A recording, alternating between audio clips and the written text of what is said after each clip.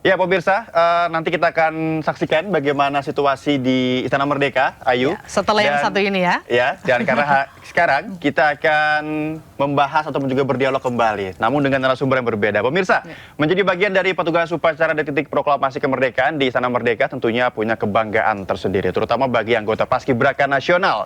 Dan Kebetulan saat ini di studio sudah ada Abdul Zaki Hutra, Paskibraka tingkat pusat tahun 2024. Selamat pagi Mas Zaki. Selamat pagi Kak. Ya Mas Zaki, ini akhirnya kita bangga nih ya, kita bisa ngobrol langsung. Betul, gimana Ayu. pengen berbagi cerita, seperti apa sih kesan akhirnya bisa berpartisipasi gitu di Hari Kemerdekaan Republik Indonesia di Istana pada tahun 2024. Tentunya saya merasa sangat bangga dan syukur bisa menjadi seorang Paskibraka tingkat pusat tahun 2024. Kemudian saya pada saat pertama kali menjadi seorang Paskibraka itu berawal dari saya terinspirasi oleh nenek saya. Nenek saya kebetulan merupakan salah satu anggota Paskibraka di tingkat Wali Kota Jakarta Timur.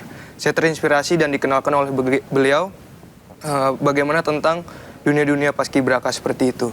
Kemudian saya mencoba mendaftar menjadi seorang Paskibraka. Kemudian alhamdulillah saya terpilih menjadi seorang Paskibraka tingkat pusat perwakilan dari Provinsi DKI Jakarta, begitu Kak.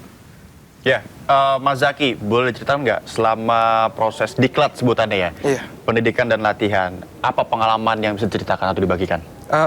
Pengalaman yang saya dapat ceritakan itu saya mendapatkan pembekalan tentunya Kak.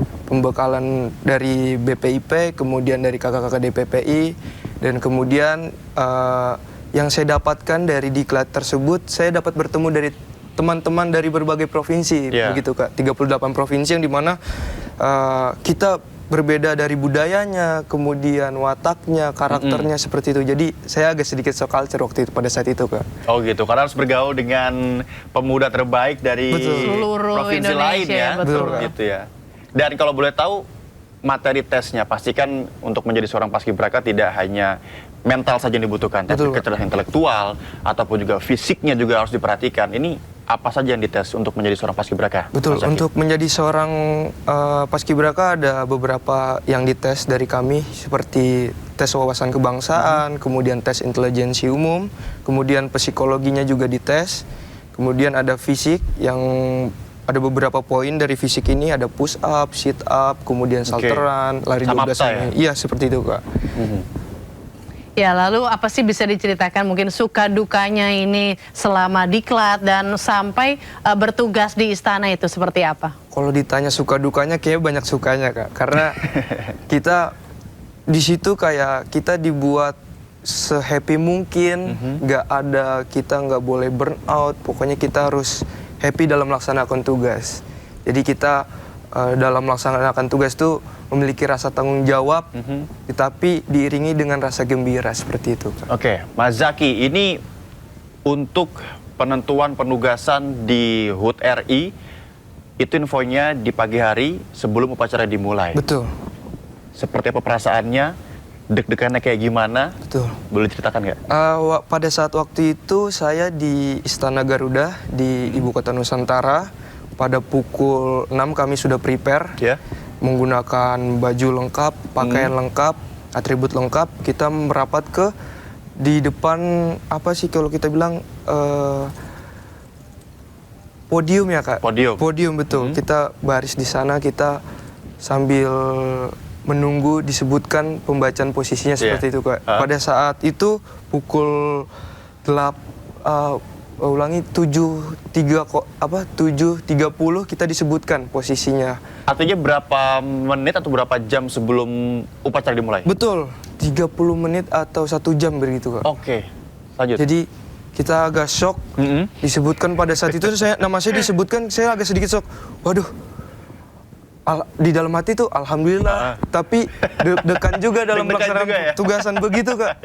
Karena kakak-kakak itu bilang ke kita semuanya, bukan hanya masyarakat Indonesia yang melihat upacara pengibaran, tapi seluruh dunia yang melihat menatap ke kalian. Jadi saya merasa tanggung jawab ini rasanya berat sekali seperti itu. Di hari itu pundak berat banget berarti? Berat banget Kak.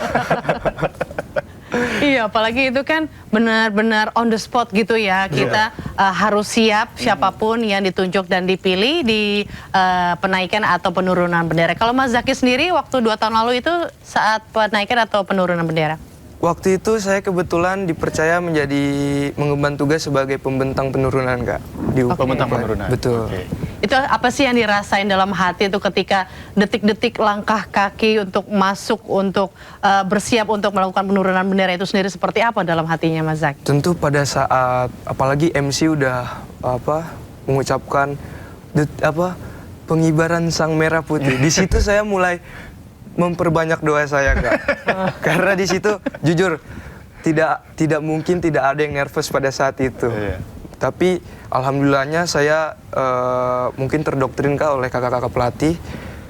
Kamu hanya fokus aja, fokus yang ada di depanmu. Kamu lakukan apa yang seharusnya kamu lakukan dan kamu berpikir apa yang selanjutnya kamu akan lakukan, seperti itu, Kak. Dan pada saat detik-detik pengibaran dan penurunan pun keadaan lapangan pun sunyi. Jadi saya mikir hening, hanya saya sendiri dan kawan-kawan saya yang bertugas dan fokus kayak gitu, Kak. Jadi nggak ada distract segala macam, nggak ada, alhamdulillah. Oke, baik Mas Zaki juga pemirsa, ini kita seru banget membahas soal bagaimana di balik layar ataupun juga POV seorang paskibraka kan seru banget. Tapi kita akan beralih ke Istana Merdeka di mana kita akan saksikan detik-detik upacara peringatan kemerdekaan Republik Indonesia.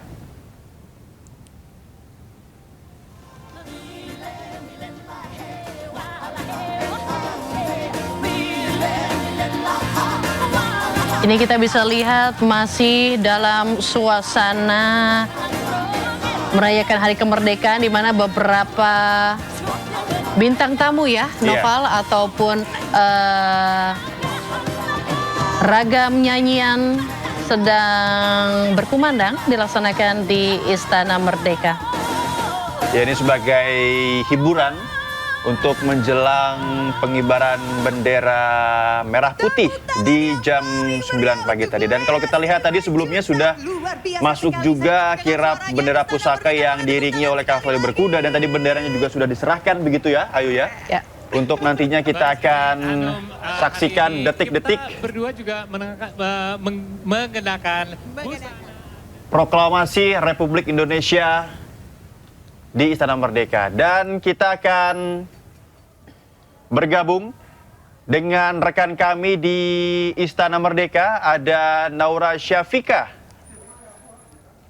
Hadir di hari ini. Kalau tadi kami berbincang dengan Menteri Sekretariat Negara yaitu Prasetyo Hadi, ia menjelaskan bahwa baju adat yang digunakan adalah baju adat dari Aceh, kemudian juga banyak lainnya yang menggunakan baju adat. Kalau kita melihat memang untuk tamu undangan ini diberikan dress code seperti itu, yaitu baju adat yang harus ada identiknya dengan merah dan juga putih, sama seperti saya saat ini juga menggunakan kebaya encim dari suku Betawi. Ini pun juga warnanya identik dengan bendera merah putih. Saya pakai warna merah di hari ini. Dan kita akan menantikan kembali pastinya yang paling ditunggu-tunggu nanti akan dimulai pada pukul 9 waktu Indonesia Barat. Sementara itu Pram kembali ke studio.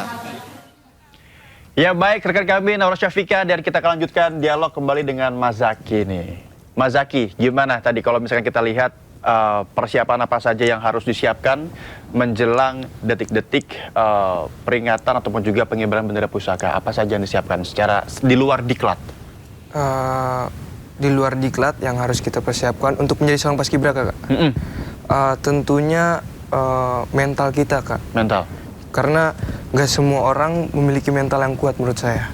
Karena dimana kita menjadi seorang paskibraka itu banyak pressure-nya, Kak. Kayak gitu. Ya, lalu Mas Zaki ini apa sih menurut Mas Zaki makna dari perjuangan sendiri? Ini kan mungkin dari POV seorang paskibraka atau kaum muda ini, perjuangan itu seperti apa sih?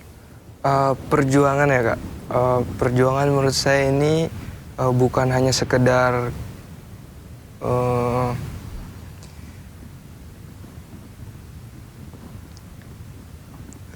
ya, artinya ini mungkin perjuangan itu sama seperti bagaimana cara untuk bisa menjadi paskibraka gitu ya, dari nol hingga akhirnya bisa terpilih, itu juga dari dalam hati bisa sebagai bentuk perjuangan sendiri ya Noval ya? Iya, Seperti itu betul. ya? Tentunya ini menjadi sebuah kehormatan dan juga kebanggaan tersendiri bagi seorang paskibraka. Mas Zaki, kalau boleh tahu, ini bagaimana caranya untuk melihat ataupun juga membangun mental yang tadi kita lihat kan, kalau kita dengar kan mental harus siap Iya, seperti betul. itu gitu kan. Ini bagaimana Mas Zaki secara personal untuk bisa membangun mental diri sendiri, apakah dengan telepon orang tua ataupun juga lebih mendekatkan diri kepada yang kuasa gitu kan? Betul. Seperti apa Mas Zaki? Kalau kita mendekatkan membentuk mental kita itu dibentuk mental kita oleh kakak-kakak pada saat diklat Kak. Oke. Jadi dari kita dituntut time management, kemudian disiplin, semuanya kita harus dianggapnya jadi manusia yang sempurna Kak. Di situ kalau misalnya ada kesalahan sedikit, disitulah kita dikasih punishment atau segala macam. Dari situ pun diberi punishment, kita mulailah terbangun sedikit-sedikit mental kita terbentuk seperti itu Kak.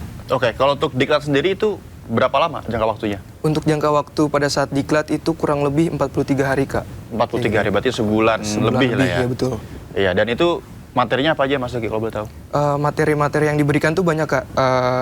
Dari di luar di lapangan itu ada kayak pembinaan Pancasila, terus pemberian materi 4 pilar dasar negara, kayak gitu-gitu Kak. Penguatan tentang Pancasila kasih, Oke. terutamanya. Iya. Ini perbincangan kita semakin menarik ya, di balik layar seorang paskibraka seperti apa ya Noval dan juga Mas Zaki. Dan pemirsa, nanti kita akan melanjutkan bagaimana nih serunya cerita menjadi seorang paskibraka setelah yang satu ini. Tetaplah di Breaking News, Special HUT RI ke-81.